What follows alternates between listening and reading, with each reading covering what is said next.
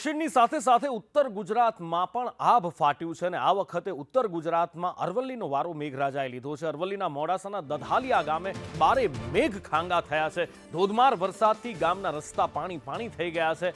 Road પર park કરેલી 2 car તણાઈ ગઈ છે, બાઇક પણ તણાયા છે। છેલ્લા 3 કલાકમાં અહીંયા 4 ઇંચ કરતાં વધારે વરસાદ વરસી ગયો છે। હવામાન વિભાગે ઓરેન્જ એલર્ટ અરવલ્લીમાં આપેલું હતું અને એવો જ વરસાદ, ભયાનક વરસાદ અહીંયા વરસ્યો છે।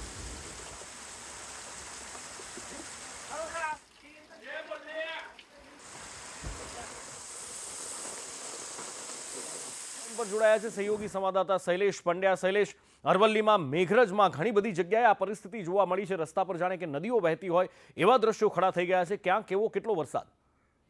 જી નુપુર, આપને જણાવી દઉં કે ગ્રામ્ય વિસ્તારોનો આંકડો હવામાન વિભાગ ધ્યાનમાં લેતું નથી, પરંતુ મોડાસા તાલુકાનો દધાલિયા વર્તુ આ વિસ્તાર જે એવો છે કે જ્યાં લગભગ 5 ઇંચ કરતા વધુ વરસાદ ખાબક્યો છે।